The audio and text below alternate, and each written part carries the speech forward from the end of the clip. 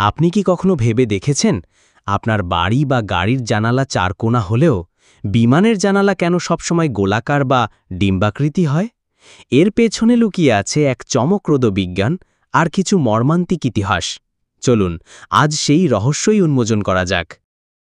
ইতিহাসের পাতা থেকে ৫০-এর দশকে যখন সবেমাত্র জেট বিমান আকাশে উঠতে শুরু করেছিল, তখন কিন্তু জানালাগুলো চারকোনাই ছিল।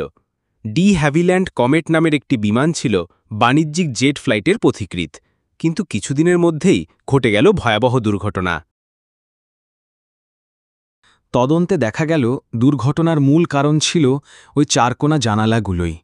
বিমান যখন অনেক উঁচুতে ওড়ে, তখন ভেতরের এবং বাইরের বায়ুচাপের মধ্যে বিশাল পার্থক্য তৈরি হয়। এই চাপের কারণে বিমানের কাঠামো প্রসারিত হতে চেষ্টা করে। চারকোনা জানালার সমস্যা, চারকোনা জানালার চারটি কোণায় এই চাপ বা স্ট্রেস এসে জমা হতে শুরু করে। এই কোণাগুলো খুব দুর্বল পয়েন্টে পরিণত হয় এবং প্রচণ্ড চাপে সেখানে ফাটল ধরতে শুরু করে।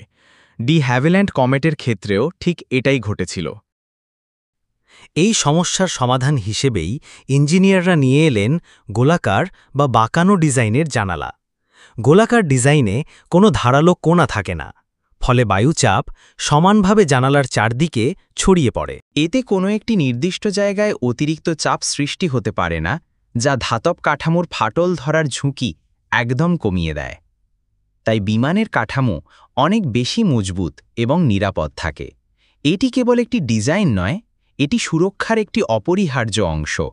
তাহলে এখন আপনারা বুঝতে পারলেন তো বিমানের জানালার এই গোলাকার নকশার পেছনে কত বড় ইঞ্জিনিয়ারিং এবং সেফটি সায়েন্স কাজ করছে। এটি শুধু দেখতেই সুন্দর নয়, বরং আমাদের আকাশযাত্রাকে নিরাপদ রাখার অন্যতম চাবিকাঠি।